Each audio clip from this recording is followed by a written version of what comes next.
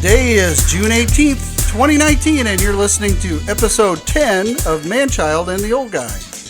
He's the Manchild, a bearded 20-something, and I'm the old guy, a cynical Gen Xer. This is your intergenerational podcast where we discuss pop culture, faith, politics, and whatever we find interesting. Broadcasting from the basement because that is where Mom lets us. I'm the old guy. And I'm the man-child. Welcome to our stream of consciousness. Kind of botched it there in the opening. Yeah. What did I botch this You're time? like, today is June 9th. Because thanks for this episode. I sound like you're really trying not to say like something else. Like, we screwed up the first take of this episode when we promised it would be an... I'm sorry, what did you promise the episode would be? What did you promise the episode would be? And I said, that is a lofty claim. The best sound quality ever. Of our show. And as you can see, I learned some new things. You learned some new things. We may have messed up on putting some things correctly. No, we did nothing. I did. Yeah, I was trying to soften the blow here. Well, yeah, so this is not our first take of episode 10. That was yesterday. It's part deux. Should we still just upload the whatever did you delete the audio? Oh, I don't want to because it sounds like we're underwater. I know. We should still just upload. Like, it's there if you want to listen to it. Oh, actually, you know what? I deleted it. Oh, I'm sure it's in your delete folder. Yeah, it's probably in the delete folder on the computer. But yeah, I left I either hit it with my chair or I didn't get it plugged in all the way, the USB cord, and then it was recording from across the room on a computer. Yeah, it was just the computer's mic. It was bad. I thought we had a good talk. We talked about LaCroix and how it's the downfall of our culture in a roundabout way. That was your rant. So let's hear it. Man, this is your part. Do I have it in me? Do I have it in me to really go back into the fact that LaCroix could be going bankrupt? Thing. You really didn't talk that much about LaCroix. I know. We just got kind of sidetracked. Crazy tangents. Well, man, you tried to bring it back around to LaCroix. Yeah, but you're like, no, you need to do LaCroix. You need to do LaCroix. So I couldn't because you just kept taking it back from it. I haven't been as super passionate and like gung ho about some of my rants lately because I've been trying not to just read the news constantly and listen to certain political things, like No Agenda, the podcast. I haven't listened to that in a while. Oh, little tidbits here and there, but. I'm trying to like separate politics out of my life to see how much different. Yeah, things get so much better when you stay apolitical. Yeah. And I mean, we all have our political bents and such like that. But if you're engaged in social media and you're trying to convince people of this or that or your position on... And you listen to the news media, which most of it's slanted one way. Yep. And then online, you listen to other media that's slanted another way. And it's all contradictory. And can't we all just get along? You would think so. But getting along, it's really difficult to do nowadays. Because when I was a kid... Right, back in the early 2000s. You are full 21 years old now. Yeah, but I can say... You're so old, and back when I am old enough to say when I was a child, okay? Because I am an adult. For better or for worse, I am an adult. By the government, I'm 21 years of age. And you're a voting adult now. Yes, I am. I've been a voting adult since I was 18. Yes. So, I don't know what that statement really is... Anyways, when I was a kid... I guess that means you're not a convicted felon in the state that we live in. All right. Well, back in my childhood, in the early 2000s, things were not as divisive. I mean, the politics maybe, but that was like concerned with adults. There was this unspoken thing, like, when you're an adult, that's when you talk about politics. That's when you really get into certain things with religion. But as a kid, you just stayed away from it because it was gross, it was stupid, no one wanted to talk about it. We talked about Bakugan and Yu-Gi-Oh! And Pokemon and all those kind of things, and we were divisive. Don't forget the Beyblades. The Beyblades. Yeah, I mean, we were divisive about people's shoes, but you wouldn't kick them out of your friends group if they were wearing Payless shoes. or anything. But now, like I was saying yesterday, it's all about this tribalism people have, where they're constantly bandwagoning to the point where if you are not with them on a certain topic, it's this either you're with me or against me. This like total. What you called it something earlier? All or nothing. The all or nothing kind of mindset. You either agree with me 100% or I write you off. Right, and while it was like that for politics, I'm sure it's been like that for centuries. But the big thing with culture is that it's stemmed down from that to religion, to fashion, to culture, to just things you do in your family, where this all or nothing, where you can't do that because that's unacceptable. Mm-hmm. You can't have this independent thought or whatever it is, and it's weird. Well, and instead of, and I noticed it in our own family because there's been some differences of opinion, I'll put it that way, between... I mean, your daughter's a socialist? What? There's been some differences of opinion between everybody in our family's an adult now, except the grandkids. Yep. Spicy sausage coming back. So all the adults have different varying views, and some of the adults are more direct than others. And when the more direct ones simply say what's on their mind because that's who they are and don't soften it at all, then other people respond in a very defensive, accusatory rant, and goes off on and gunny sacks people like, well, you've been saying this your entire life and you've done this to me and blah, blah, blah, and all of this kind of talk. Jargon while you're talking. Like, they just, like, jump in and then and just sandbag the person who was direct, when all they have to say is, well, I understand you think that way, but I really disagree with you. Yeah, this guy... if they just went through the conversation like that, everything would be okay. But it's like there's bloodletting going on. I mean... That's what it feels like. Yeah, if you disagree with somebody, it's like slit their wrists off with their head. I don't understand it. It never... now I'm the old guy, 50 years old now. It never was this way. I think it started actually with Ronald Reagan back in the 80s. And it has progressed since then. There really is a divergence. It probably started a little bit with Nixon. See, I would preface that right there because before of you Nixon, go forward. We got into Carter, and then everything went to Hold up, old man, hold up. Let me preface that with something.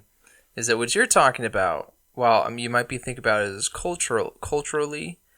I don't think it truly impacted the culture, like children and everything, like everyday life, until Obama. I think that's when that big split was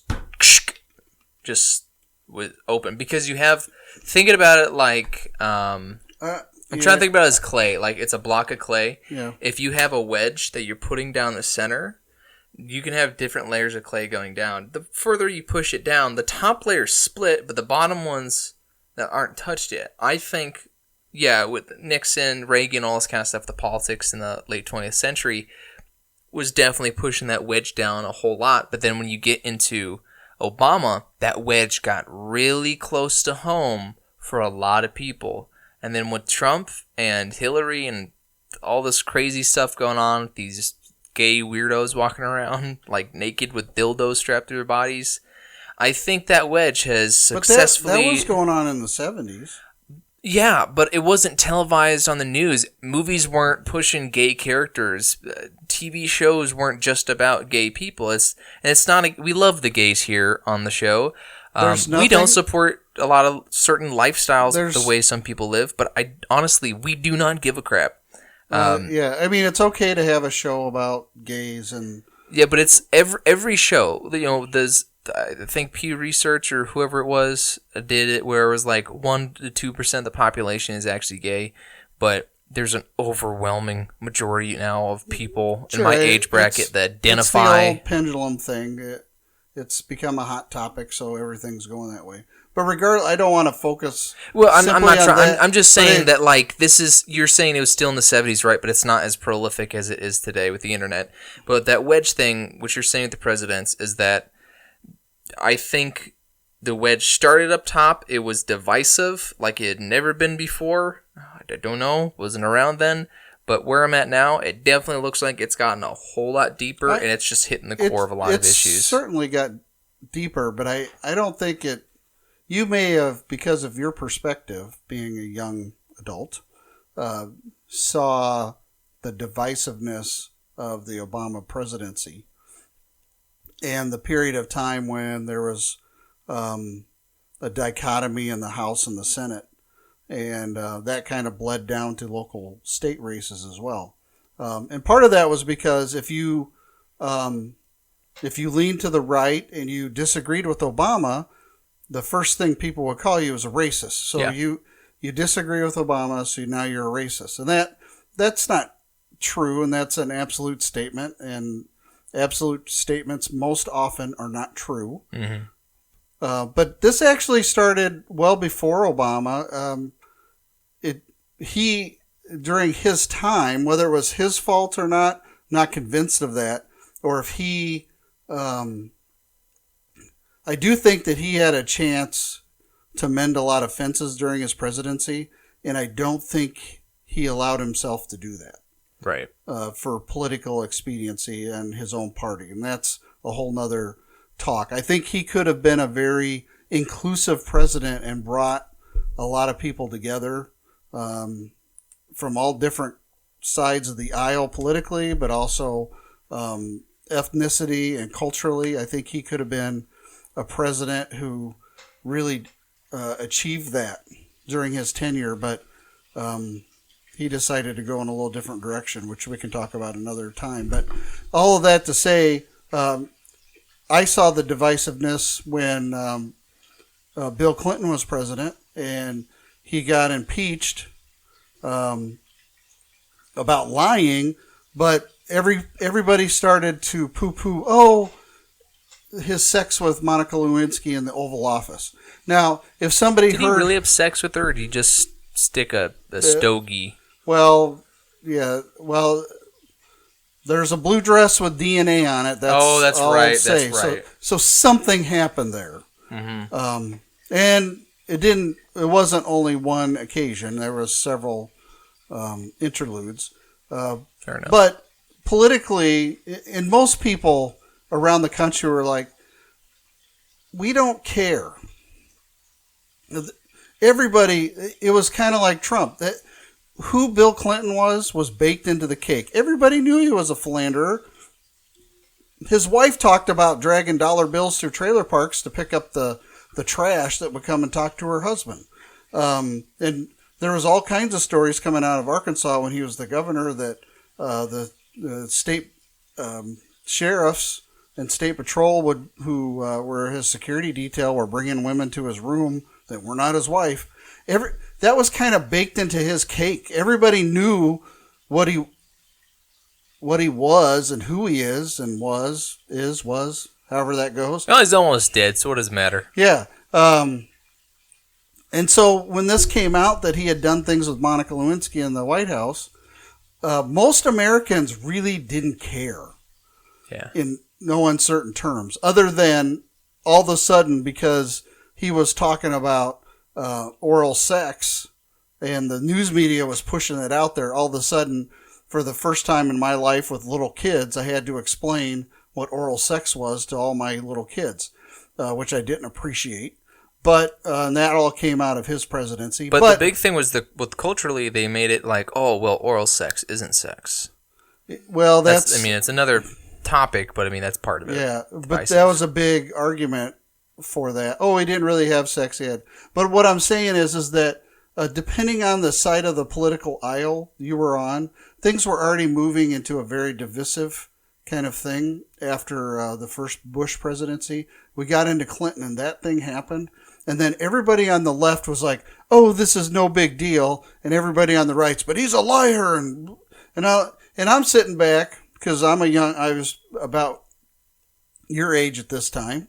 And I'm sitting there going, what is the deal? Because you're all liars anyway. There's not one politician who's ever told the truth about a whole bunch of stuff. They're all part of the reason I don't belong to either of the major parties is because over my lifetime, I have constantly witnessed them go in as paupers into the House and the Senate. They stay for a few terms, and all of a sudden, they're multimillionaires. Yep. And this is long before they become lobbyists and things like that. It's because they can invest in stock and they don't get held liable for insider trading.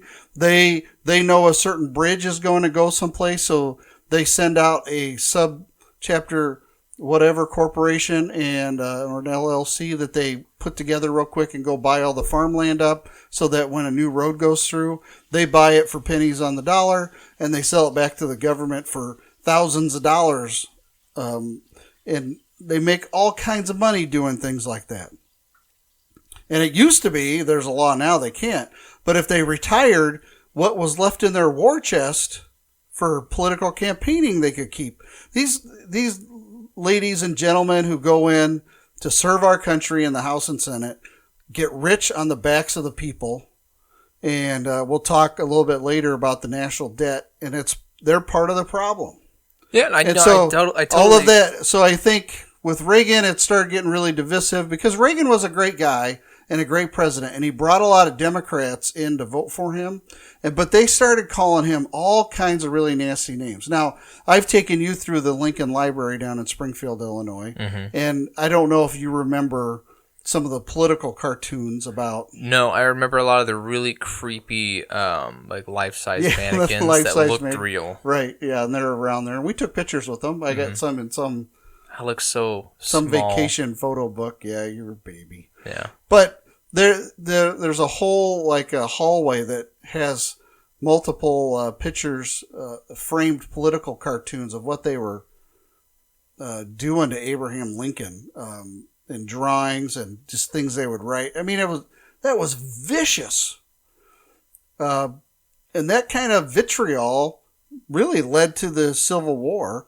And I think that we're kind of in that mix right now. I'm not saying we're going to go to Civil War or something like that, but there is a chance, and there is a battle brewing between Middle America and the big cities, which generally are on the coasts. But that's a culture war. But that's part of the division. That's the red and the blue. There's nobody purple anymore.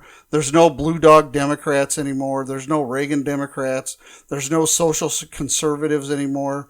There's only neocons and the progressive left, and they are so far juxtaposed to each other that even now, Trump, who's supposed to be a conservative, who's proposing all of these tariffs and taxes on different goods and services, well, that just 10 years ago is stuff the Republicans would have been lambasting the Democrats about. So they're all the same. They're all nasty and they hate each other, and that bleeds through our entire culture, which brings up where you started with this, is that it's all or nothing. You either agree with me 100% or I write you off as not a human being. Or if you don't agree with me 100%, that means you're racist. Things along those lines. I get really sick of it. Yeah, I mean, I get sick of it too, and I agree with you pretty much in everything. But with Obama, I think that's when that wedge broke through the religious, political part in adulthood into the cultural and societal aspects of childhood, because it became this Obama's supposed to be a mentor and a model, which arguably a president really should. I kind of agree with it more now as I get older, is that a president should not be a role model for a child. A dead one, maybe. A living one, no. A dead one? A dead one you can romanticize, and you can look at the good and bad at it. Like, no one really wants to be an Andrew Jackson. But a Theodore Roosevelt? Yeah, I want to be a Theodore Roosevelt. I want to be a Teddy. I don't want to be an Andrew Jackson. I don't really want to be a Truman either. A Reagan? Okay. Lincoln? Not so much. Washington?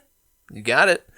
You can romanticize that kind of stuff, which is great and all, but you don't want, people are romanticizing Trump, and he's not even done with his first term. Yeah. It's just crazy. But all I'm trying to get with this, because LaCroix is a sparkling water company. I know this is... I wish there was a way that we could bring back the audio, make it sound good, because everything we're talking about would have made sense. This would have been a great, add-on to what we were talking about yesterday. Sure. Sadly, we can't do that. But anyways, it's about LaCroix. It's even better today, though. And the audio is not so much even. better. Not even. I mean, the audio may be better. But so far, our storytelling of what the heck we were talking about yesterday, not so much. We're going to revisit all the same stories, but I just want to get this point across. When I was a kid in the early 2000s, there wasn't this tribalism. There wasn't this bandwagoning. I mean, everyone had bandwagoning, the dumb, oh, this is my new favorite show. Oh, screw that. Oh, this is my new favorite show. But that has transgressed, whereas if people have not escaped their adolescence coming into adulthood, they've kept it with them. So that who they were when they were 12 is the same person they are when they're 28.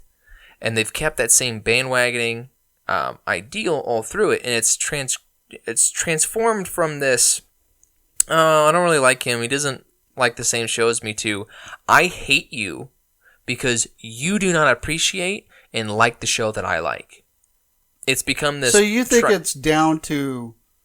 I watch a show on Netflix, and if I say... Dude, it's like we were talking about yesterday. It is down to this LaCroix crap, right? So LaCroix is making all these drinks. They're all over. They're big. They did great marketing when they were first coming out with dumb millennials and heavy cities talking about how good it is.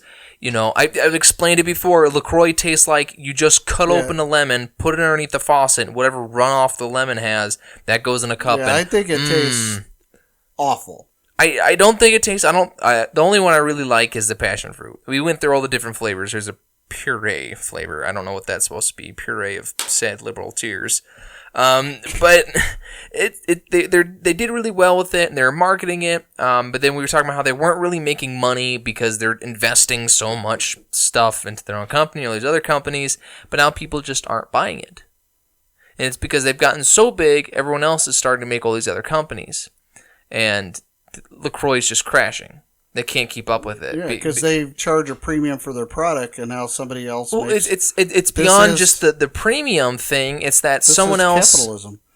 Well, once you establish a company, the last thing in one of my textbooks for my business classes talked about, if you establish a company with the mission statement, it can take up to an entire generation of Americans before you can change your mission statement or how your company looks or how people remember it.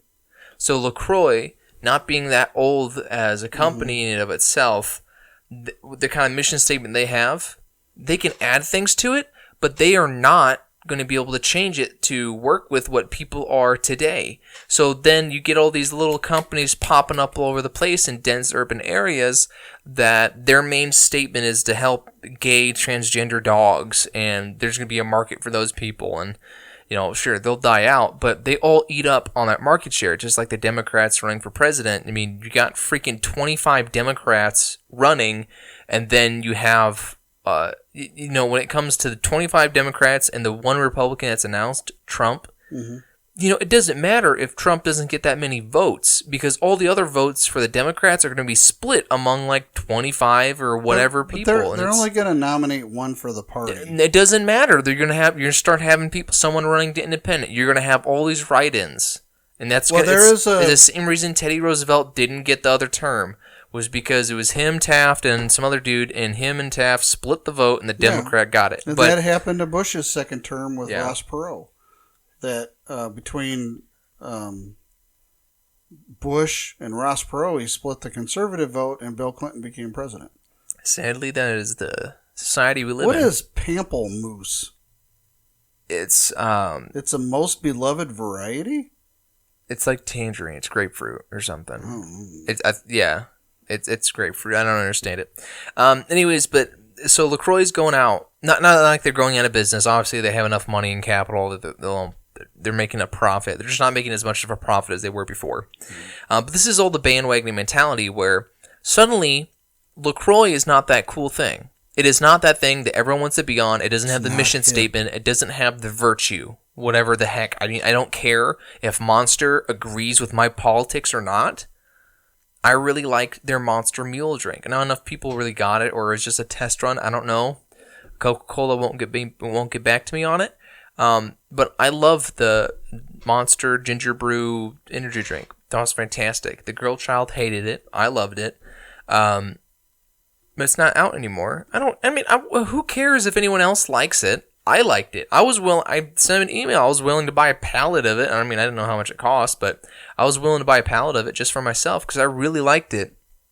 And, it's gone, but, it is what it is. LaCroix, on the other hand, you have these people where they jump on because of a mission statement or an ideal or a virtue, and that virtue's gone because someone else has a better one, right? It's just like the lesbian walks in the room full of straight men. Well, she has more virtue than everyone else.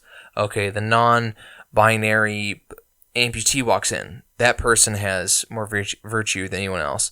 Then the transgender, Muslim, LGBTQ, queer, transgendered, amputated, blind, deaf, mute, / reptilian in a wheelchair, Stephen Hawking voice person rolls in, and they have the most virtue. Well, so the first person that walks in, intersectionality, kind right? Of stuff. And so the first person to walk in, which at lesbian, that was LaCroix, right? So they come in, they're no different than any other sparkling water seltzer thing, but they just have this cool look to them, a weird name, and they got like this mission statement. I don't. Do you have it? Yeah. Yeah, but here's the thing. Our dedicated mission is to create healthier, fun beverages that are known for their extremely delicious flavor. Psych. Our juices and waters exceed our expectations. No wonder we put the entire fruit in every bottle. Right? Healthier, fun beverages. This is what I was laughing at earlier, because I've always thought LaCroix tastes like dirty water. And so, you're putting the entire fruit in every bottle, including the South American funk that's on the outside of it, or... I don't have a LaCroix with me. I do have, what is this, a member's mark? Yeah, that's Sam's Club. The Sam's Club Watermelon Citrus. And they put too much carbonation in it. In my opinion, I think they put too much. Yeah, those taste a little like the Werner stuff from Michigan. No, man, they just taste like water with like a slight hint of something in the background. The cherry one actually tastes a lot better. That's in there because it's a mixed bag. I'll try that one. Anyways, so look, you got this create healthier, fun beverages known for their extremely delicious. They're fun, it's cool, and they're healthier. It's hip. It's LaCroix, not LaCroix. LaCroix. It's Anyways, very French. No, well, it's American actually. It's weird though. I know, LaCroix. So people want to go for LaCroix because it's this cool thing. Well, suddenly you start getting Croix, the backwards of LaCroix or something. Some new company B, and they've got a mission statement and they got this purpose, and we donate 1/10 of every half a penny we get to some charity to help dying dogs in the moon in Australia. All marketing. Yeah, it's all dumb, but that is like ruining a business. Like, yesterday we looked it up. It was like over $1 billion. The company is lost in like 6 months or something.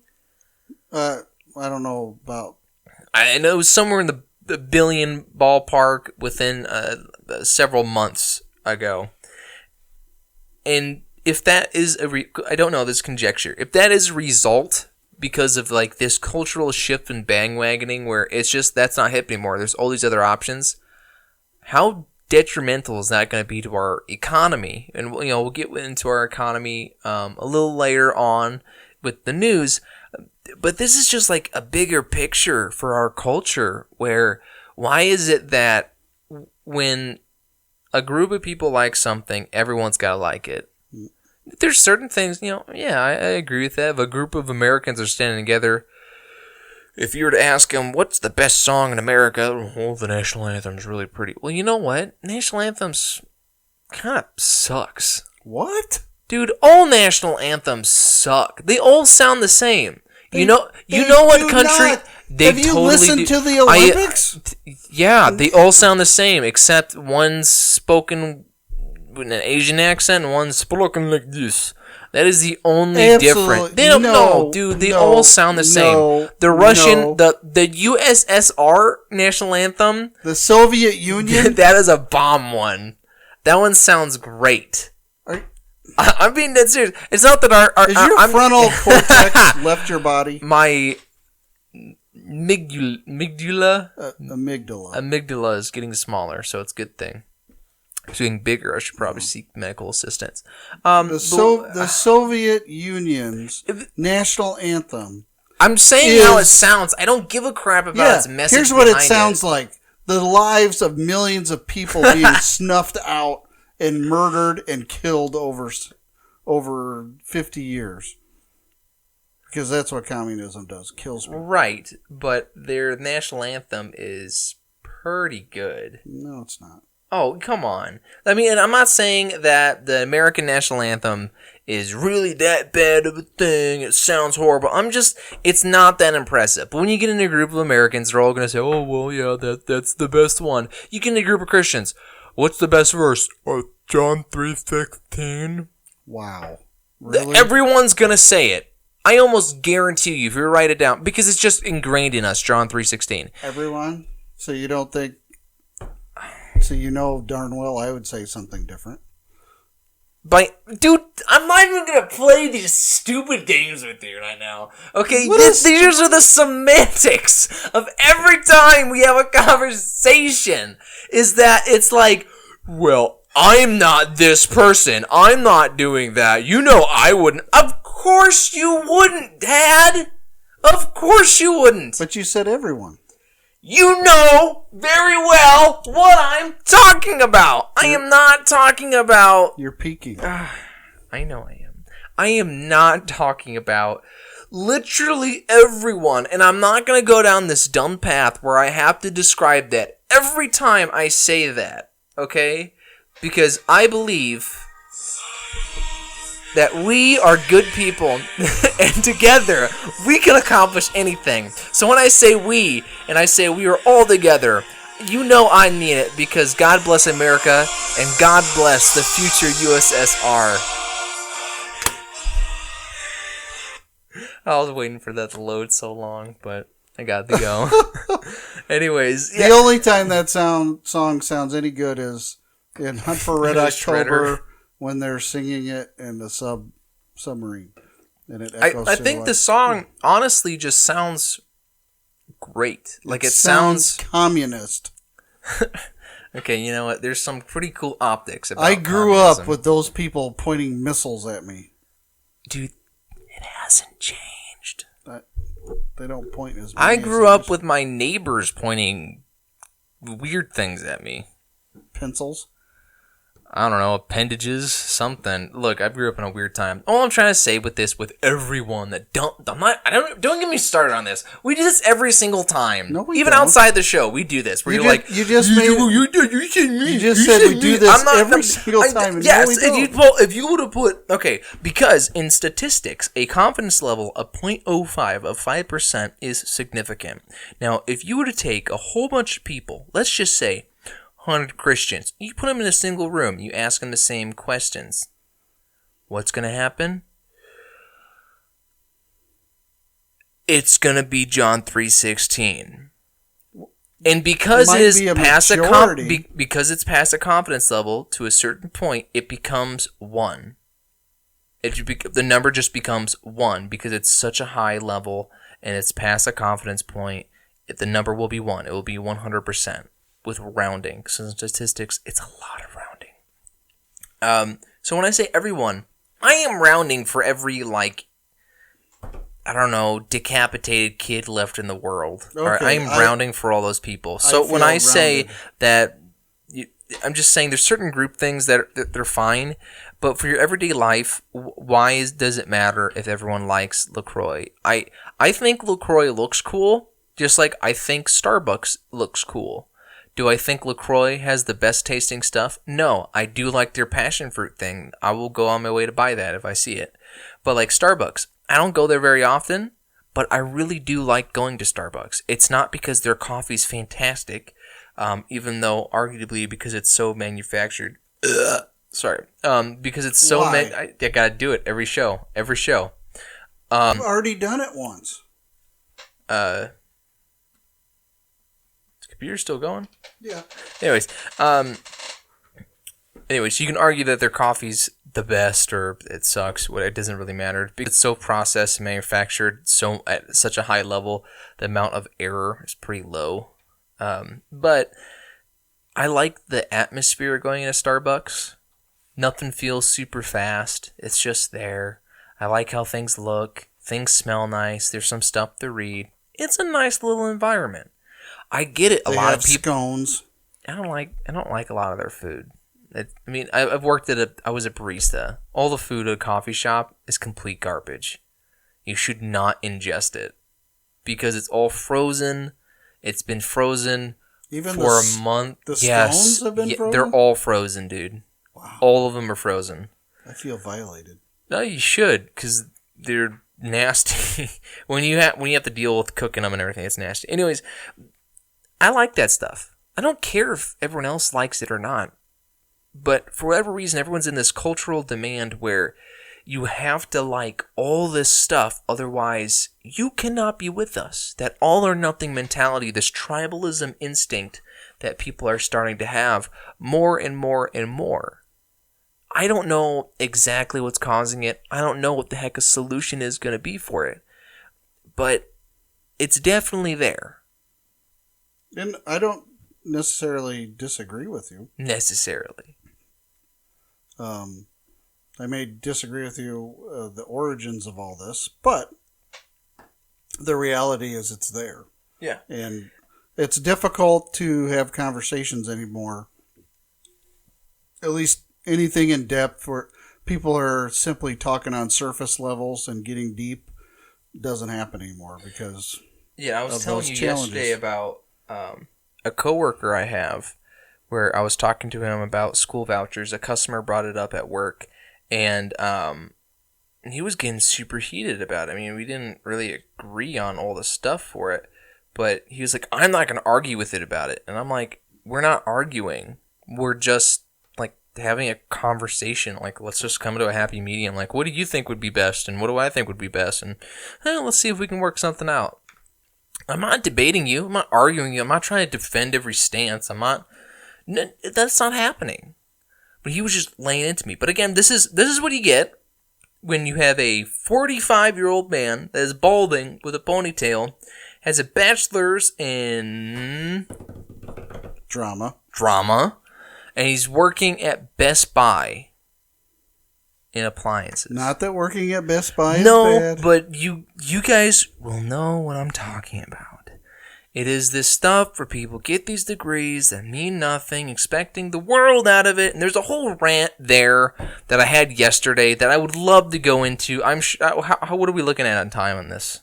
Well, we're at 30 minutes. We're at 30 minutes. So I still got another 30 minutes until my thing's done, right? No. Because we took up. Okay, anyways, I'll get into that next time. Sorry if this opening has been really confusing for all you guys that can vaguely see us in the dark on the camera. If you didn't know, we are also recording. I would say this is our first episode we've been recording, except it is not. That was yesterday. That was yesterday. You scared me with that. Did I? I flinched. I didn't know that was coming, and it just... Well, I thought you were going to that segue there, but maybe not. Yeah, well, it was a segue. Thanks, guys, for listening so far. Remember, I always say this so far, because the show is not over. This is halfway through it. We appreciate everybody out there listening to the show. Of course, we're sending this through Anchor to help support what we're doing, and if you find value in what we're doing, you can go through the Anchor website and make a donation there to help. Why are you laughing? You're just like, yeah, we're doing it through Anchor, just like, yeah. You just don't sound serious about it, whatever. But, no, seriously, guys, if you want to support us, please support us. Thinking about going to us, we do have some emails. You can reach out to us. You can go through our website, www.bloodpump.media, www.bloodpumpmedia.com, or through our PayPal. You can also cross the streams of consciousness with ours by email. Cross the streams. I love this plan. I'm excited to be a part of it. Let's do it. Let's do Forgot it. about those. But you can email us at manchild@post.com or theoldguy@post.com. And we want our listeners to interact with each other on Facebook or Gab whenever that's set up. You can also listen and share the Twinkie through YouTube. It's an audio clip there, right? That's a big Twinkie. Yeah, it is. We would love to hear from you guys, suggestions or comments. So if you can help produce the show, please chip in. Oh, you said chip in. Oh. I know, I'm doing it. It's a glitch. Sorry, it's in my head. Oh, the cringy words everyone uses. Yeah. But again, yeah, we're using Anchor.com. You'll hear the little blurb I have at the beginning of the show. It says, thanks for listening. Go to anchor.start. Whatever. It doesn't really matter. But thanks for listening. We appreciate it. There's a link you guys can find if you want to support the show. We appreciate it. Yeah, support the show. It helps us with all the cost associated with producing the show. We do the show because we talk like this all the time. We thought it'd be interesting for others to hear some of our rants. Yeah, Mom said you guys should start a podcast, and we're like, okay. Yeah, so we do this for our own amusement, but hopefully for your amusement as well. So now, I just want to point out, you do that like when you're speaking, you can tell when someone's like reading off something. You do it that accent, whatever it is, really well when you're not reading something. You'll just like accent. Talk, and you'll sound like you're reading something, but you're just speaking. I just want to like that must have took a lot of time to work on. I have no idea what you're talking about. Okay. Well, we always start off with "Don't be that guy," and I always find 2 or 3 stories a week. And right here is the first one out of the Sun News. It should probably be renamed to "Don't Be Those Lesbians." Well, don't be people like this. I mean, people in the world are cruel, and there are some morons out there and vicious people. And the first one is these mom and her lesbian lover. They tear off their 9-year-old son's penis, then behead him, all because he reminded her of her dad. Now, she's only 27, and her girlfriend, lover, whatever, is 28. This happened in Brazil. Now, they not only ripped this kid's penis off, after they ripped his penis off, they tried to sew his mutilated genitals up and make it into a vagina. Then they were stabbing him multiple times. Then they chop his head off. And the police responding to this were very horrified. I don't even know what to think about this. This is some of the worst people that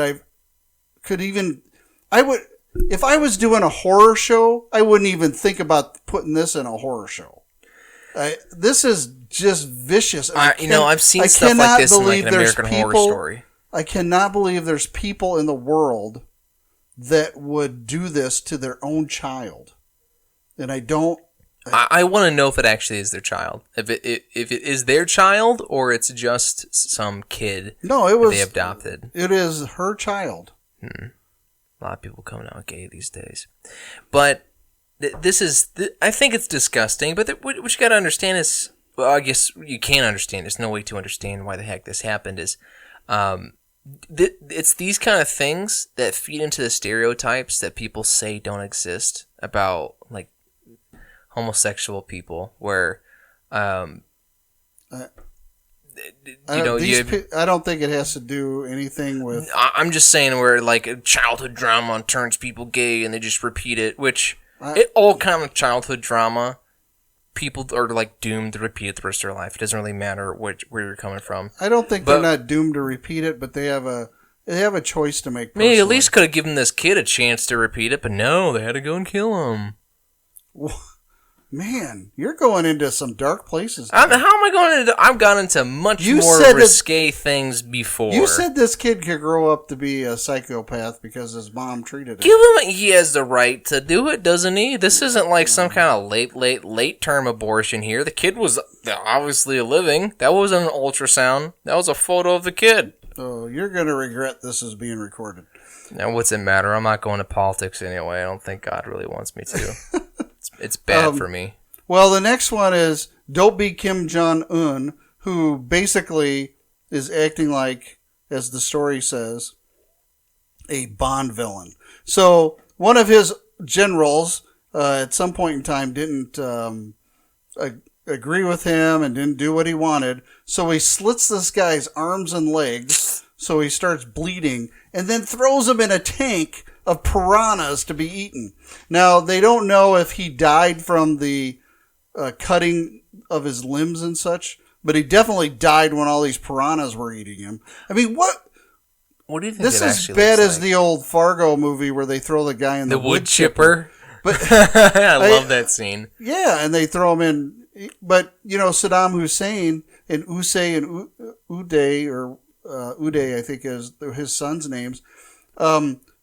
There was reports of them on the Iraqi sports team, the Olympic teams, that some of the athletes didn't win the races, and so they stuck them in wood chippers' feet first. I mean, this is insane to me that you would even think. It's one thing, okay, I'm going to execute you. I'm going to pull a bullet in your head, put a bullet in the brain pan. You're out, done. But to throw people after you cut them into a piranha tank? I mean, that is...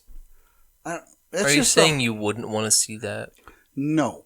I would not... Okay, look, I've watched amputation videos on YouTube before. Zip popping, I just can't do it. I have traumatic memories of zip popping Your myself. mom loves... And I know. One of your sister-in-laws thinks that... I think it's Brooke. Yeah, Brooke. It's disgusting. Yeah, she loves the zip poppers. I've watched amputation videos because it's so interesting. Because it just looks like you think it looks so much different in real life, but when you actually watch it, there's just one of those little saw wires, and they wrap it around like your ankle, and they just go, and then they unwrap it, and then someone pushes down on your foot on your shin, and they just have the wire underneath it, and they just keep going until it just comes off, and then they like throw it in a pan, and that's it.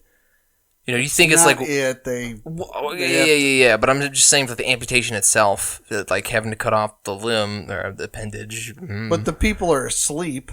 Yeah. Well, I mean, for some of them. But my main thing is it's totally different. You think there's like way more surgery and things when it goes. I'm like, no, there's like the dude's out, chop it off, get a saw. Hey, it's rusty, whatever. We'll give him an epidural. I don't know. I have no idea what you're talking about. No, I don't. But I would want to see a one of those. I would love. Not that I would love. It's not the right words to use here, guys. I would like to see a video of someone eaten by piranhas, or at least put an animal in a thing with the piranhas. I want to see how it actually works.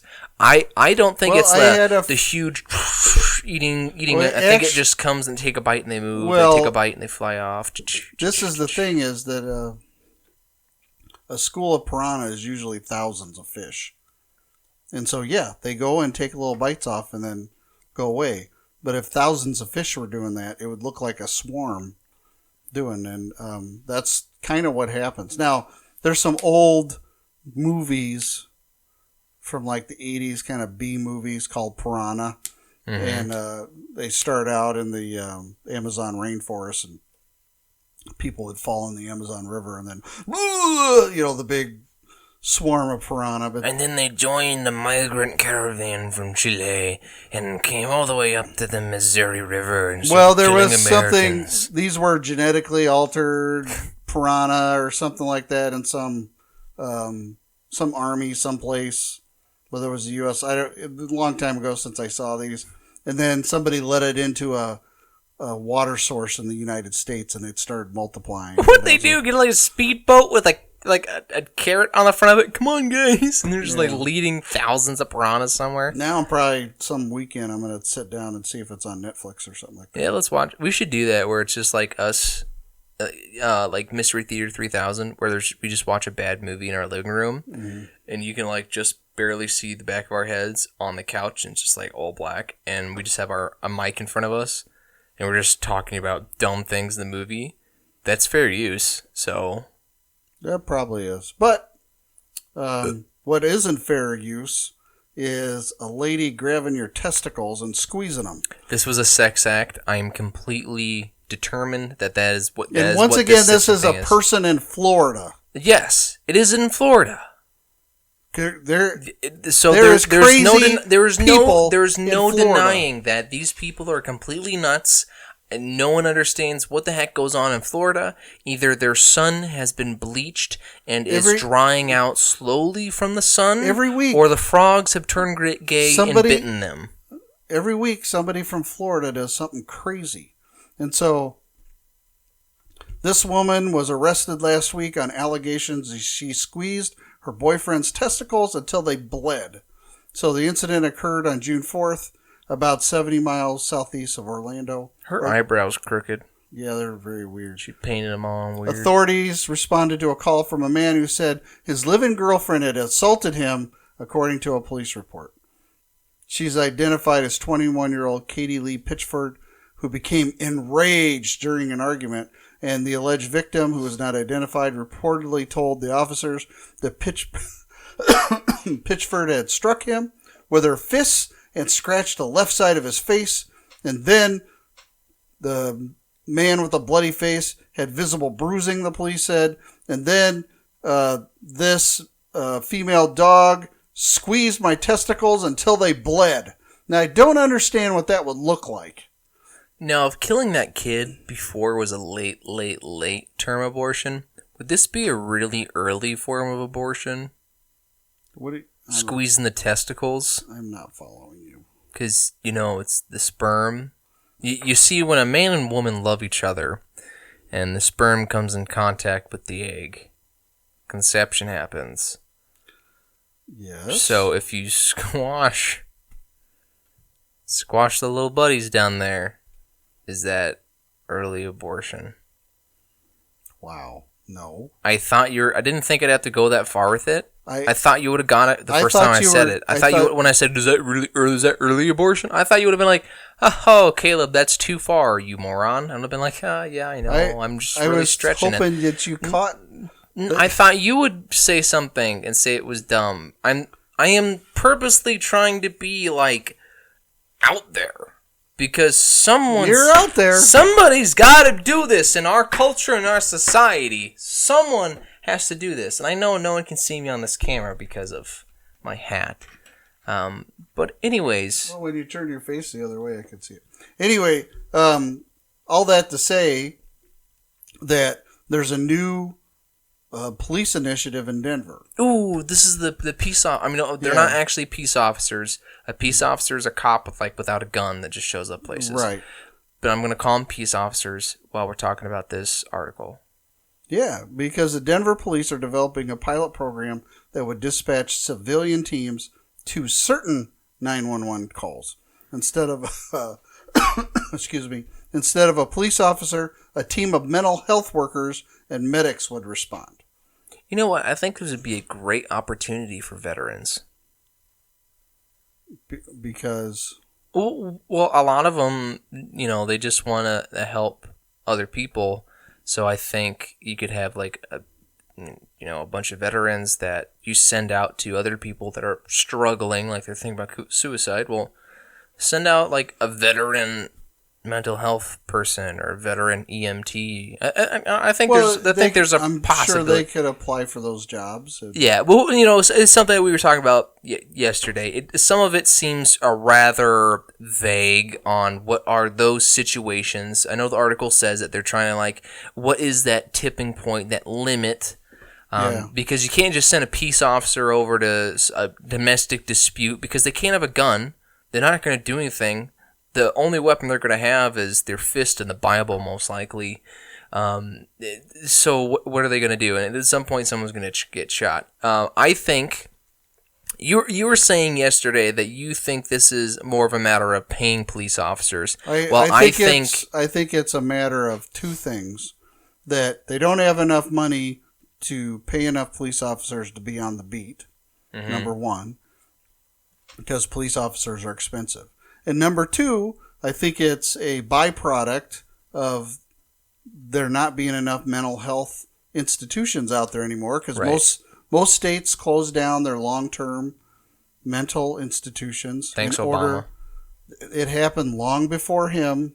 It happened actually during the Bush administration too, and both parties have engaged in this at all multiple levels in states where they shut down these long-term mental health care facilities and put people out on the street that need to have people constantly making sure they took their meds.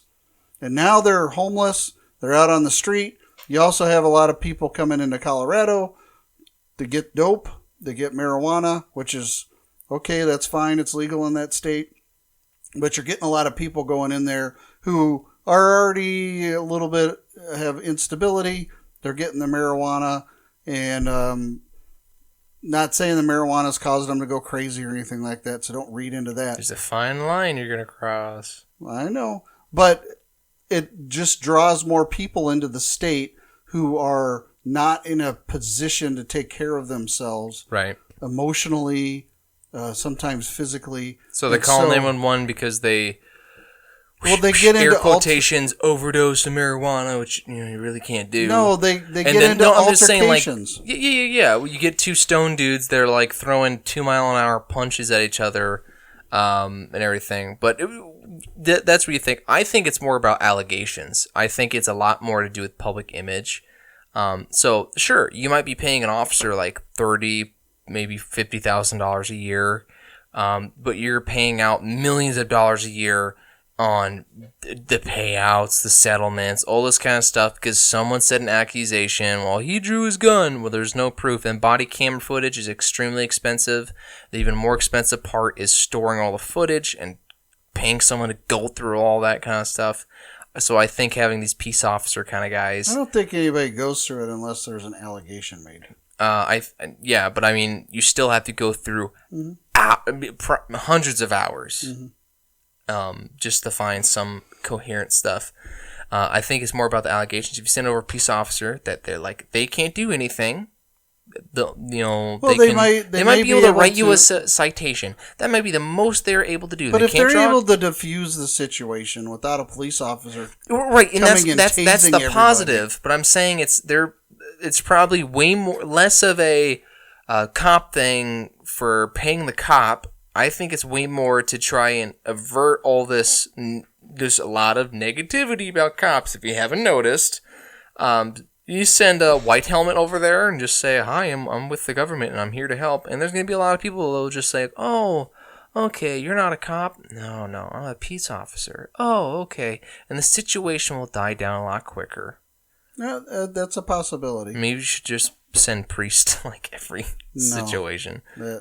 That might cause more problems. That's worth. Probably. But I honestly think it's a deficit problem. And our next story is the national debt, which supposedly Trump is a conservative, and he kind of came in on a platform of controlling the federal deficit and the federal budget, which he has done absolutely none of. Nope. Federal spending now tops $3 trillion through May of this year, and the deficit is going to hit $738 billion. That's money that's coming out of future generation pockets. The Trump administration is spending money as fast as Obama did. And people used to get really uptight with Obama doing it. It's probably becoming more of a norm. I'm not saying I agree with it. I think it's wrong. The government's taking in more tax than they've ever taken in before. Like they're making billions and trillions of dollars a year. And we're paying out for crazy amounts of things. And you think national defense is a big thing. Well, almost double that is Social Security. You get all this kind of stuff. It just adds up. But when Obama was doing it, he was spiking it up a lot higher than anyone else. And then now you get Trump that, like, I think he broke the record, or maybe it's in the same ballpark, Obama, whatever it is. It's just it's 12 years, the same thing again. and that's going to be. That's again, all it really has the come Republicans down to. and the Democrats. Same side, different side of the same coin. Yeah, they're spending money like crazy. When you look at the deficit is larger than Social Security. The deficit is about as big if you can, if you take, excuse me, if you take Medicare and national defense and add them together, then you get the national debt. Yeah, that is very true. Doing some quick math here. I mean, it's terrible. We're paying right now with interest rates at near record low levels. We are paying $269 billion in interest on our debt, which now has topped $22 trillion. And it's about 110% of GDP.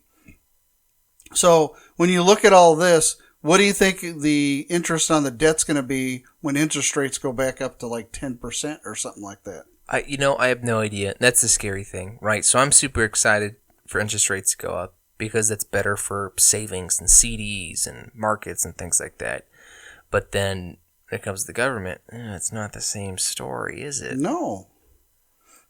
But so I was looking at that. It says, 1.1 or $1.2 trillion this year so far has gone into from what was it, income tax? Or what was it on that? The largest amount of revenue for the federal government comes from people's income tax. Yeah. And then corporate tax was $116 billion. Yeah, like $1.2 trillion from every American that works, hypothetically. And then only 116 out of corporate income. That just seems a little off for me, because when you look at places like Amazon, I'm not going the socialist route. I'm just saying they're making billions upon billions of dollars. And a lot of these places, they put like certain headquarters in like Northern Ireland so they can evade most of the taxes from the U.S. and can skirt around a lot of laws around here. They do that. You're pulling $1 trillion out of Americans' pockets to put right back into their pocket. That just seems so counterproductive.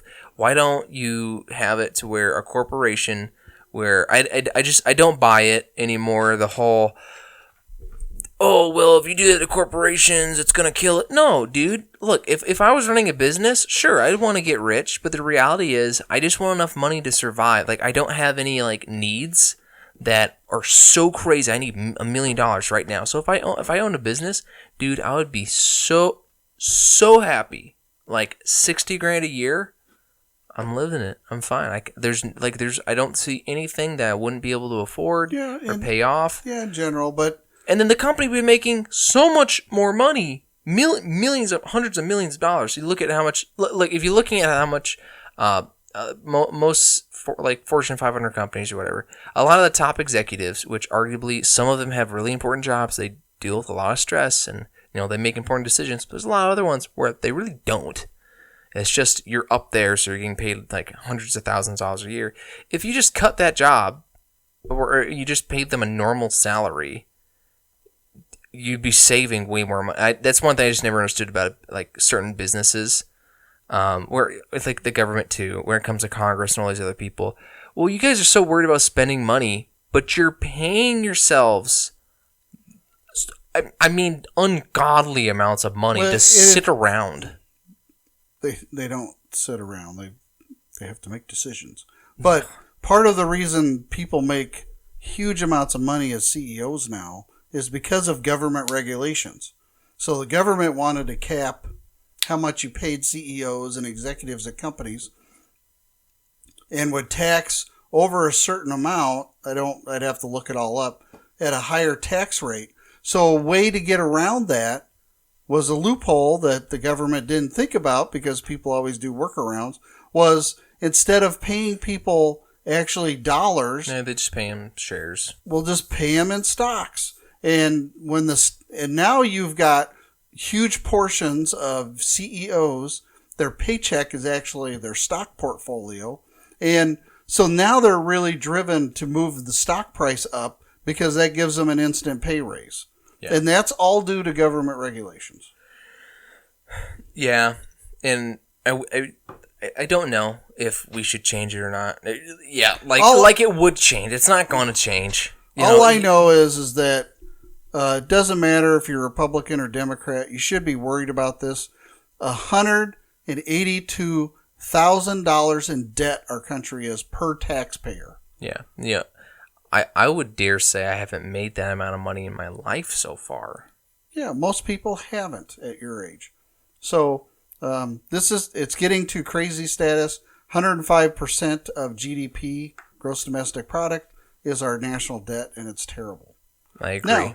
Now, all that to say that there's a lot of innovation going, and I know Trump thinks that he can grow the economy past the national debt, and hopefully he can. And one of the ways he wants to do that is encouraging companies to come up with new and inventive things, which Americans, most of what we value around the world as cool items actually came out of American hands and American capitalism. And I think we need to bring blimps back. there already are some. We can talk about that at another time. But Uber is working with Volvo, which is now owned by a Chinese company, which I didn't realize. Well, it's not like it's just like saying AMC Theaters. Well, it's owned by a Chinese company. It really does. It just means that the person that owns the conglomerate is Chinese. The company is still like American. They're taking the intellectual property. Which happens all the time. Yeah, but I mean, it's not. It's like still a bunch of French dudes sitting around a table. I think Volvo's French. I know they're Swedish or something. I don't know. Bunch of weird Scandinavian dudes smoking pot in a sauna in the middle of the winter tundra, coming up with cars. It's just a Chinese dude that's making money. They're rolling out. Uber is rolling out these Volvo autonomous vehicles to do their Uber Eats service. Now we know Uber in general, their business model's not working out so well, so they're trying to expand. Because they're a technology company. Sure. And so in San Diego, California, they're rolling out these drones to deliver food. Now, I don't know what the price point is, but it's got to be uber expensive to get a meal at your house what's the Uber Eats right now, like you call up a restaurant and get the meal delivered to your house, right? Yeah. I mean, it's like Grubhub. Grubhub's the one I was thinking of. Yeah, there's Grubhub, your Uber sister Eats, uses Lyft. that a lot. Yeah, there's Messenger. It's all a way to try to expand their business model, but I think it's kind of interesting. Although I don't, these autonomous kind of cars, they're really Uber's trying to get to an autonomous taxi service so that they don't have to pay people because people are expensive. And so they're trying to get to that kind of business model. I don't know if autonomous cars, taxis, whatever, is ultimately going to... in the cities, like in very dense cities, yeah, I think they'll do just fine. Like in Winnipeg during the summer, it would do fantastic. Their roads are actually, for the weather they have, are pretty well kept. They don't salt them, so, they do really well. Just how they look.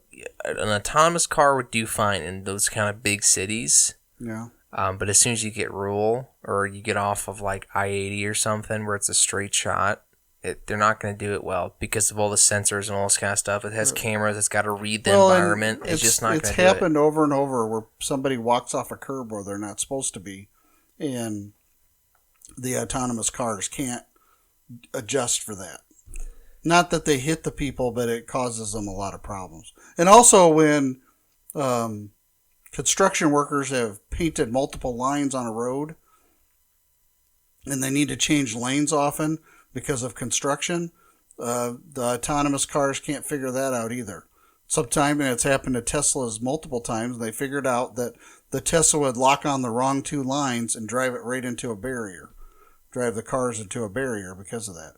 And I don't blame Tesla for it because it explicitly says in the owner's manual, there's videos you watch, like when you first get a Tesla, the people you buy it from walk you through, when you put this thing in autopilot, you are to always have a hand still. I thought it was two hands. It's one hand. So the whole idea is, you just have the hand where you can like fiddle around, do whatever, adjust something, so that the moment it looks like it's doing something you don't want to, just jerk it, and it'll autocorrect in that direction.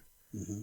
So it doesn't like swift the car or whatever. It's just like a remote control. It just jerks it out of the way you want it to go. You're supposed to do it, but the people are catching them now. Everyone's like just snoozing in their Teslas, and they're just going down the interstate, which is cool to look at, but at the same time, super dangerous. Yeah, there's that gal and her boyfriend that were trying to have sex in their Tesla while it was on autopilot. Yeah. Well, the next story is interesting to me because a mom has gotten herself arrested after allegedly confronting bullies at her son's school.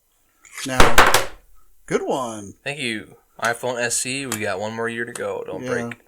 So, South Carolina mom was arrested last month after she allegedly entered her child's school without authorization, shouted threateningly at several 8 and 9-year-olds, and went on a curse-filled tirade against a teacher, according to a report. So some kid at the school is bullying her son, and so she decides to take matters into her own hands and go into the school and just start berating all of these 8 and 9-year-olds. Which I get, if your kid's being bullied, then you want to go in and help your son out. I imagine that now her son is getting even more bullied. Oh, yeah. I don't remember ever there being a situation that you actually came to my school.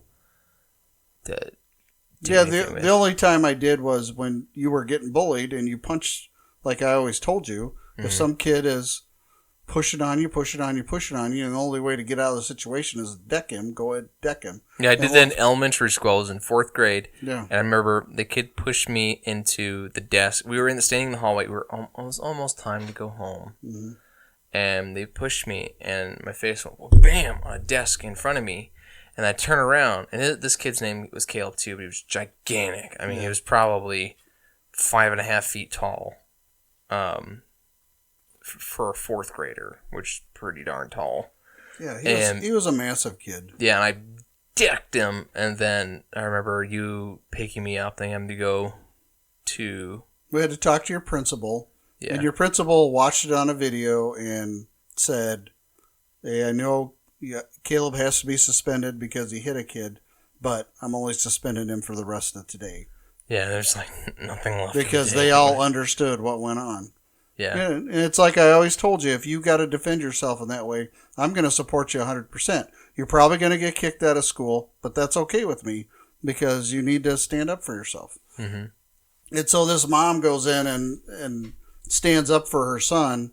I don't think in the long run that's going to help the kid out. No. Not at all. There's no way it would have. I remember one time I had to call you. I was in Miss Shipwright's English class, and me and a couple other kids, we had laptops out, and we were working on some assignment, but we weren't doing the way we were supposed to, so we had to call our parents in front of the class and explain that we weren't working as well as we should have, and it was supposed to be embarrassing. So all the other kids are like, "No, mom, man,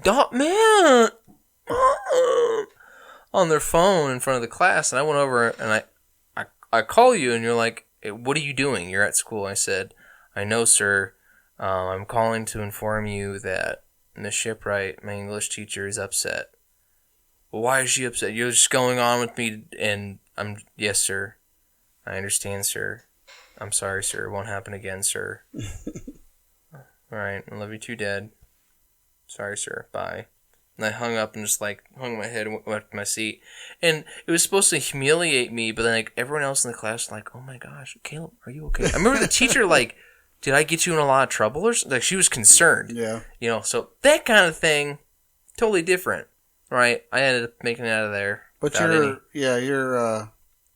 Now, I used to do this to your older brother, what I do with the locker check with him, because I never trusted him. and I'd find all his homework in his locker. But I would go through his locker when I'd take him to school from like a doctor's appointment and find all of his homework. And it always happened during passing period. So he was totally embarrassed by all the other people walking by him, watching Pastor his Dad going through your locker. Yep. Very cool. I only ever had a locker I had one at Omaha Christian. Yeah. But I had one in middle school. But outside of that, any other time, I never had a locker. Well, you had a locker, you never used it though. Yeah, because they were always drug sniffing stuff, and I'm not saying I had drugs on me in high school. I just didn't use. What's the next story? What a segue. This is an interesting story. This works. It's a group that says drinking your own pee is good for you. I would beg to differ as a trained nursing assistant. I'm not certified, but I'm a trained nursing assistant. I can tell you, it is not good for you. No, it's byproducts.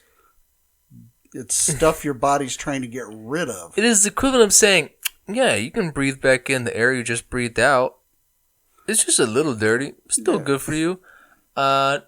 No. There is a short time after you urinate that you can digest it. Because hypothetically, the heat of the urine at that stage, when it goes back to your body, there's a lot of hypotheticals because they can't prove it. No one's died yet of it. Is hot enough that it'll kind of kill off certain bacteria and it'll get through your gut fast enough that it won't cause any damage. And that's if you're like you're about to die of dehydration. It is not well, come here, little Jimmy. Open your mouth. That's some fun little thing. What? That is not what. I'm just saying that's not what. I'm just saying we're dudes. Their first thing isn't like, well, give me a pint of my own piss or something. It's gonna be like, open your. Well, this is happening in a bunch of waterfalls. Boulder, Colorado. I can only imagine some of these people are smoking the Mary Jane as well. But this urine therapy of Colorado, they meet up.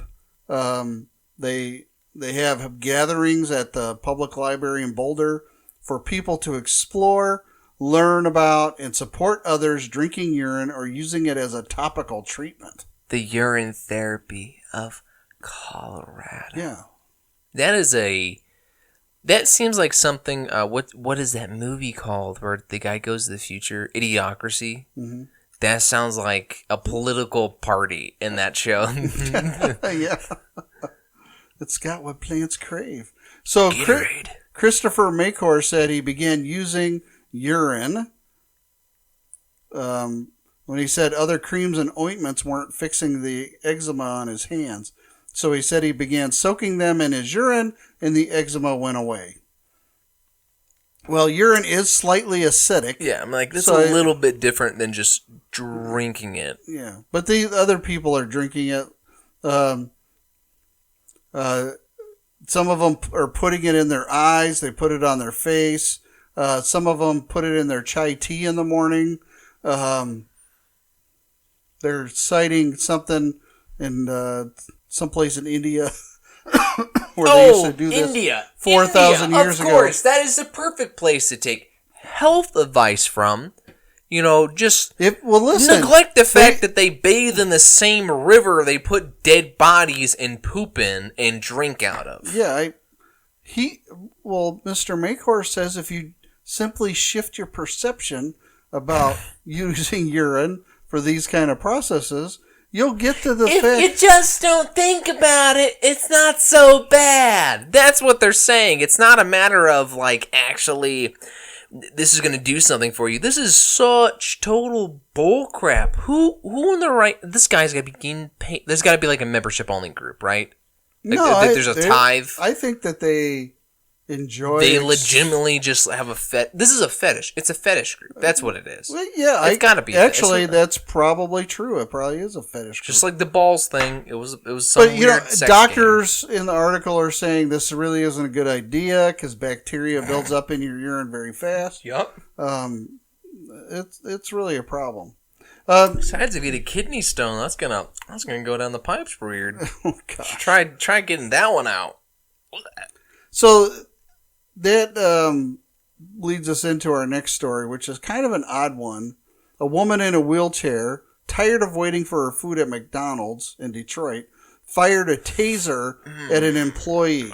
That's a no-go. The woman fired her taser at the employee, who dodged the dart at a location here in Detroit. The employee was not injured, and they called the police, where police officers found the irate customer with the taser in her shirt, which is kind of stupid. You'd think it was a boob taser, like it was the middle, like comes out, and you just hear that weird, nasty sweat sound. She was probably trying to hide it from the police, but that takes a lot. This is akin to the people, I didn't get my fry order right or something like that. Now you're all gonna die. And so they call 911 to have the police come out to McDonald's because they didn't get their order right, or they forgot their fries, or... That's just a no-go. You don't do that. You don't tase somebody just because you're not getting service quick enough. Did you raise your hand? Did you speak up?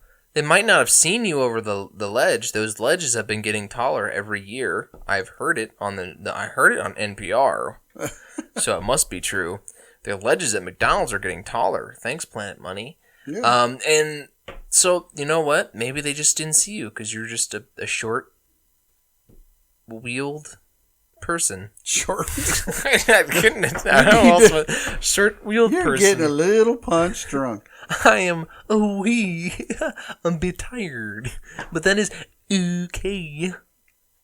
So talk about craziness. There's a video on YouTube now about one of Biden's campaign promises. So I'm going to play it so we can listen to it here. Okay, before you play it, let's play a game. All right, I'm going to come up with 4 possibilities that Biden is going to say here. I want you as the listeners to decide which one it is. A, we're going to take over Canada because we're going to be a globalized world. B, he's going to make education completely free at no cost. C, he's going to cure some miraculous disease. Or D, he's going to walk on water. Cure a miraculous disease or miraculously cure a disease? What's the difference? The guy's going to walk on water for option D. Okay. All right, you guys pick, and we're going to play this clip. We want to email us whether or not you got it right. A lot of you understand that what loss is, and when loss occurs, you know that people come up to you and tell you, "I understand." Nice one. Bingo. You lose a husband, a wife, a son, a daughter, a family member, and lots of times you feel like saying, they say, "I know how you feel," and if they hadn't, you look at them, you know they mean well, but you say, "You have no idea how I feel."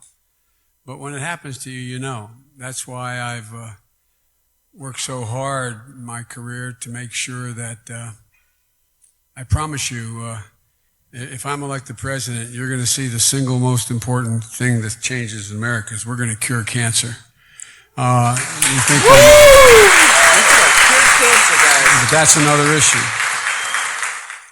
So this is one of the craziest campaign promises that I've ever heard out of a candidate's mouth. I would rather hear something like that just seems more believable, or it's like, if you elect me president, I am going to put $1 billion in cancer research, the government money into cancer research. Yeah, that would be different. That is a measurable amount. Right. It makes sense. I can hold you to that. Which cancer are you curing? Pancreatic? Right, there's so many different cancers. Testicular? And how are you going to cure genetic cancer? Male breast cancer? I don't know. Well, maybe, I guess if you have a certain genetic code, maybe we're just going to get rid of you. We're just every newborn baby, if it's a female, chop off the boobs so they can never grow them. Wow, that way, no breast cancer. But this is a crazy campaign promise because it's akin to other things where... We're going to build a wall. Well, yeah. I mean, how much of the wall is actually built? 3 miles? No. There's like I saw something that said 15, another one that said 25 the miles. Okay, the border. But then there also is there's like miles 3 or long. 10 miles done. Yes, I am well aware at how long the border is. While I was expecting a giant civil works project, because earlier concepts of it were like a really cool kind of wall, and that it was open up to like everybody. They would have certain contracting groups at certain parts of the wall, and the government, if you signed up and they approved you'd get on down there, your start date, and get your pesos because Mexico's paying for it. Yeah, whatever. I don't know about pesos, but the government would be paying you to just manual labor, like build the wall. So do you think that's what Biden's saying here? He's going to have multiple people working on cancer cures, like that hasn't happened for the last 100 years. Here's the subtext of it. He's going to say that, I am going to help. I'm going to cure cancer, so I'm going to put all the money I have into cancer research. He's doing this because some big pharma is paying him bazooka bucks, is putting that much money into his campaign, or is willing to if he gets past the primaries. No. It's going to be once he gets past the primaries. That's when he's showing it now. He's showing it now, so that when he comes president, he's going to we're going to cure cancer. It's a campaign promise. So I'm going to put all this money into these trusted companies that I know work really well working on cancer. $1 billion, trillion dollars later. Misspeaking, as he always does. He says dumb things that he hasn't thought through, and they just come. It's no different than anyone else, but I think all this stuff stems from some truth. He was offered a deal, and he's just like, I'm going to cure cancer. Well, it's a possibility, but it's nowhere near as bad as this Candace Cibaka. She's on the... Chewbacca? I can't pronounce her name. But I said Candace, it's Candy. She's a Denver City Council woman. And, let's just listen to her and hear what she's saying. I don't believe that our current economic system actually works. Capitalism by design is extractive, and in order to generate profit in a capitalist system, something has to be exploited. That's land, labor, or resources. And I think that we're in late phase capitalism, and we know it doesn't work, and we've got to move into something new.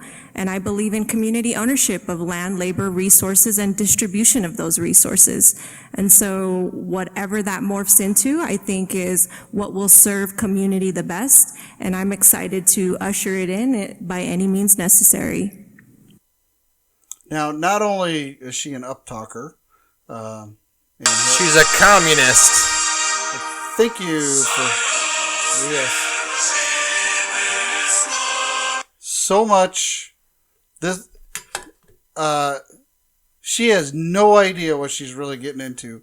Yes, she does. You can totally tell that while she was speaking, she clearly was saying, whatever this evolves to, I think will be for the betterment of society. That is such a politician way of saying she knows exactly that is going to become communism. She knows exactly that's what it means. She knows what words she said. That's what it is. I don't think there's anything else to it other than she's a cold-hearted communist. Kill him now. Kill it now before it's too late. Don't say kill them. Kill it. I said it. I didn't say them. I said it. Yeah, right? Gender doesn't exist. It's just a walking disease. Kill it. No, we're not advocating the killing of anybody, but we do want to kill the idea. I didn't say the person. I meant the idea. Kill the idea of communism. Right. There will be casualties. Gosh. But the concept that the community owns our property and the government owns that and all the resources need to be shared is a fallacy. Ask Chernobyl how that worked out. Well, private property rights have built the Western world, and because I can own my own house, that's important, and it brings freedom. Because you can own your own house, you can own your own car, and my car is different from your car, my house is slightly different from your house. That's a good thing. But the concept of all of us living in the same exact house because it's provided by the government, we all get paid the same, regardless of our skill level. That's all bonkers, and This was recorded when she was a candidate. I need to check in to see if she got elected in.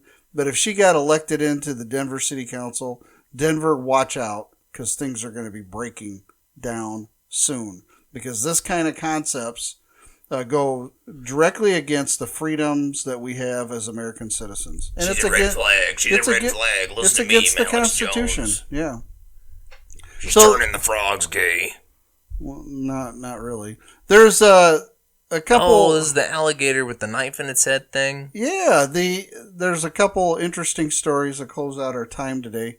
One is down in Texas. There's an alligator that's swimming around that's been stabbed in the head. And it just looks like a kitchen knife, dog. Yeah, it's in Fort Bend County, Texas, and it was swimming in at a lake at the Orchard Lake Estates. It's been photographed.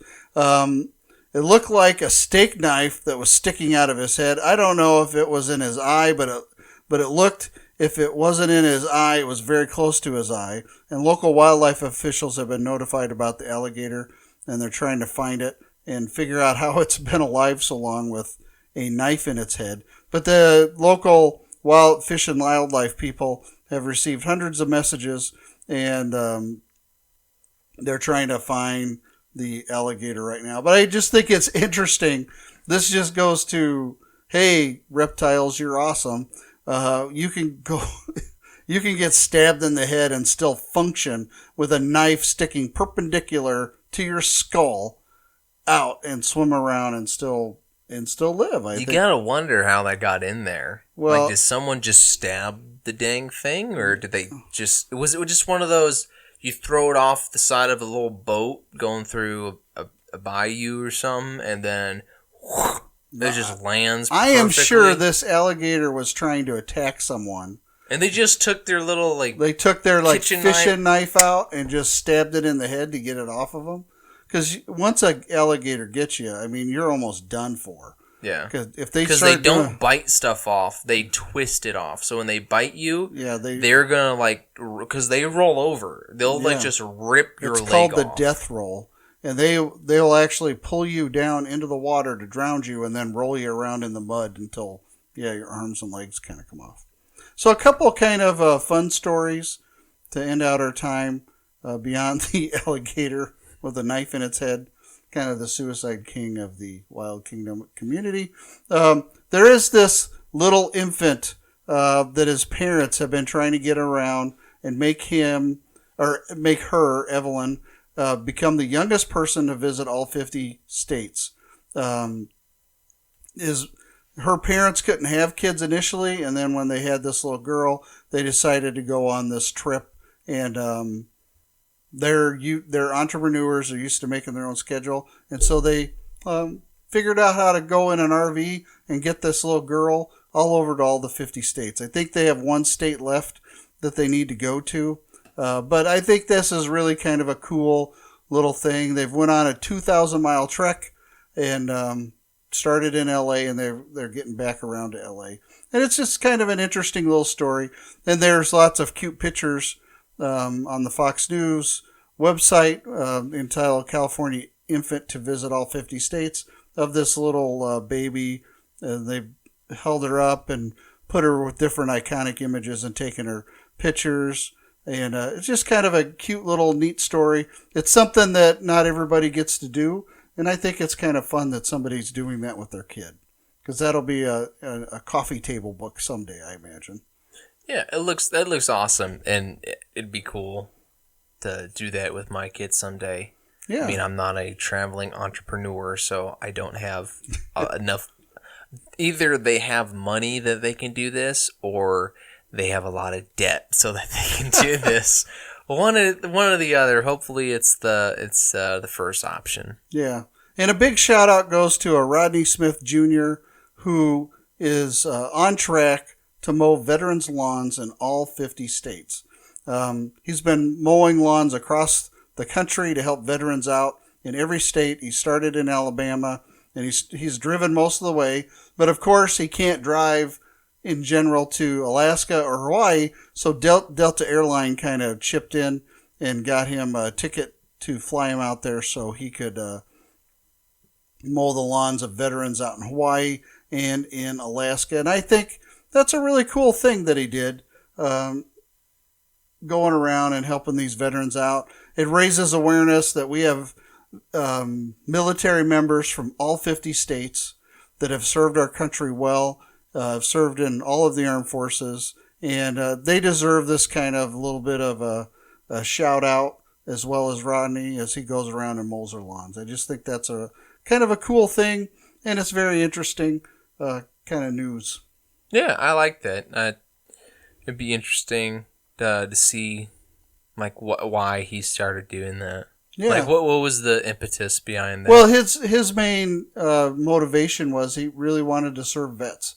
And he knows, but I mean, like, I want to see when did that happen? Where you just got this idea? Where did he get this idea? And they just like, you know what? I'm just gonna do this. Or is it one of those? He mowed a lawn, then mowed another lawn, and mowed another, and realized they're old veterans, and he's just like, oh, you know what? I think this is important. And he decided to do it. Yeah. I don't know, but he'd be a cool dude to meet. Well, he said he reposted his initial post that started the whole mowing the lawn campaign. Even before this happened, I remember asking God to use me as his vessel. He didn't give me an answer the day that I asked him, not a month later, not even a year later. It happened a few years later when this would be that day, and he would start mowing lawns for veterans. So I just think that's a really cool thing. Well, that's about it for today, Manchild.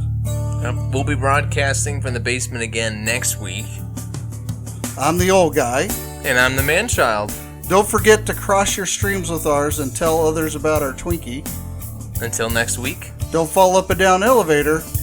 And remember, if I don't make it back, you made me come here. And visit us at bloodpump.com.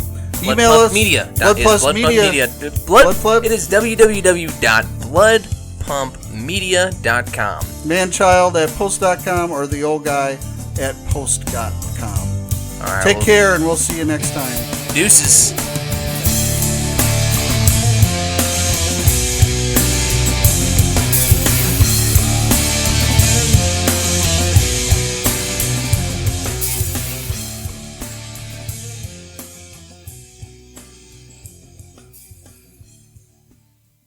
bloodpumpmedia.com